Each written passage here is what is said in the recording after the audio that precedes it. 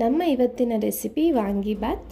Instant ಪೌಡರ್ನ use ಮಾಡಿಕೊಂಡು ಹೇಗೆ ಮಾಡೋದು ಅಂತ ನೋಡೋಣ. ನಮಸ್ತೆ ವೀಕ್ಷಕರೇ, ಎಲ್ಲರಿಗೂ ಸವಿ ಕಿಚನ್ ಕನ್ನಡಗೆ ಸ್ವಾಗತ. ಸಬ್ಸ್ಕ್ರೈಬ್ ಆಗಿಲ್ಲ ಪ್ಲೀಸ್ ಈಗಲೇ ಹೋಗಿ ಸಬ್ಸ್ಕ್ರೈಬ್ ಮಾಡಿ. ಮೊದಲಿಗೆ ಇಲ್ಲಿ ಸ್ಟವ್ ಹಚ್ಚಿ ಬಾಣಲೆ ಇಟ್ಟು 5 ರಿಂದ 6 ಸ್ಪೂನ್ ಆಗುವಷ್ಟು ಎಣ್ಣೆ ಹಾಕೊಳ್ಳೋಣ. ಒಂದು ಸ್ವಲ್ಪ ಸಾಸಿವೆ ಹಾಕ್ಕೊಂಡಿದ್ದೀನಿ. ಸಾಸಿವೆ ಸಿಡಿದ ನಂತರ ಒಂದು ಮೀಡಿಯಂ ಸೈಜ್ ಈರುಳ್ಳಿನ ಹಾಕೊಳ್ಳೋಣ. ಈರುಳ್ಳಿ ಎಲ್ಲ ಸ್ವಲ್ಪ ಫ್ರೈ ಆಗಬೇಕು. ಇಲ್ಲಿ 2 ರಿಂದ 3 ಇಸಳು ಬೆಳ್ಳುಳ್ಳಿನ ಕಟ್ ಮಾಡಿ ಸೇರಿಸ್ಕೊಂಡಿದ್ದೀನಿ. ಒಂದು ಹಸಿಮೆಣಸಿನಕಾಯಿನೂ ಹಾಕಿದ್ದೀನಿ. ಅನಂತರ ಸ್ವಲ್ಪ ಹಸಿ ಕರಿಬೇವನ್ನು ಹಾಕೊಳ್ಳೋಣ.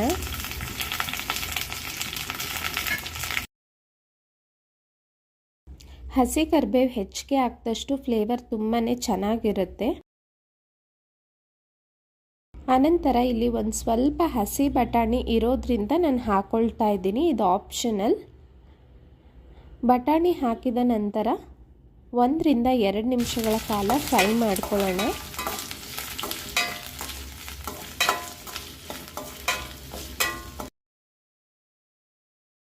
ಈರುಳ್ಳಿ ಎಲ್ಲ ಚೆನ್ನಾಗಿ ಫ್ರೈ ಆಗಿದೆ. ಈಗ ಒಂದು ಸಣ್ಣ ಟೊಮೆಟೊನ ಕಟ್ ಮಾಡಿ ಸೇರಿಸ್ಕೊಳ್ತಾ ಇದ್ದೀನಿ.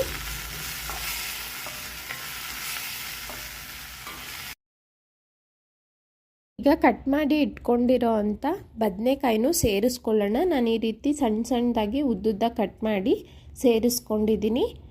ಆಯಿಲಲ್ಲಿ 1-2 ನಿಮಿಷ ಫ್ರೈ ಮಾಡ್ಕೊಳ್ಳೋಣ ಇದನ್ನು. ಈಗ ರುಚಿಗೆ ತಕ್ಕಷ್ಟು ಉಪ್ಪು ಹಾಗೂ 1 ಸ್ಪೂನ್ ಆಗೋಷ್ಟು ಖಾರದ ಪುಡಿ ಹಾಕ್ತಾ ಇದ್ದೀನಿ. ಖಾರಕ್ಕೆ ತಕ್ಕಂತೆ ನೋಡಿಕೊಂಡು ಹಾಕ್ಕೊಳ್ಳಿ. ಇವೆಲ್ಲವನ್ನು 1 ನಿಮಿಷಗಳ ಕಾಲ ಫ್ರೈ ಮಾಡ್ಕೊಳ್ಳೋಣ. ಈ ರೀತಿ ಮಾಡೋದ್ರಿಂದ ಬದನೆಕಾಯಿಗೆ ಉಪ್ಪು ಖಾರ ಎಲ್ಲ ಚೆನ್ನಾಗಿ ಹಿಡಿಯುತ್ತೆ. ಈಗ ಆಯಿಲಲ್ಲೇ 1-2 ನಿಮಿಷ ಫ್ರೈ ಮಾಡಿದ ನಂತರ ಒಂದು ಸ್ವಲ್ಪ ಸಾಫ್ಟ್ ಆಗಿರುತ್ತೆ ಬದನೆಕಾಯಿನೂ. ಈಗ ಒಂದು ನಿಂಬೆಹಣ್ಣಿನ ಗಾತ್ರದ ಹುಣಸೆ ಹಣ್ಣನ್ನು ನೆನೆಸಿ ಇಟ್ಟಿದ್ದೆ, ಆ ರಸನ ಸೇರಿಸ್ಕೊಳ್ಳೋಣ. ಇದರಲ್ಲೇ ಬದನೆಕಾಯಿ ಎಲ್ಲ ಕಂಪ್ಲೀಟ್ ಸಾಫ್ಟಾಗಿ ಬೇಯಬೇಕು. ಲೋ ಟು ಮೀಡಿಯಮ್ ಫ್ಲೇಮ್ ಇಟ್ಟು 3 ರಿಂದ 4 ನಿಮಿಷ ಬಿಡಿ. ಕಂಪ್ಲೀಟ್ ಸಾಫ್ಟಾಗಿ ಬೆಂದ್ರೇ ವಾಂಗಿಬಾತಲ್ಲಿ ಚೆನ್ನಾಗಿರೋದು. ಬದನೆಕಾಯಿ ಸ್ವಲ್ಪ ಟೈಮ್ ತಗೊಳ್ಳುತ್ತೆ ನೋಡಿ. ಗ್ರೇವಿ ಎಲ್ಲ ಸ್ವಲ್ಪ ಗಟ್ಟಿನೂ ಆಗುತ್ತೆ. ಬದನೆಕಾಯಿ ಎಲ್ಲ ಕಂಪ್ಲೀಟಾಗಿ ಬೆಂದಿದ್ರೆ ಅನಂತರ ಇಲ್ಲಿ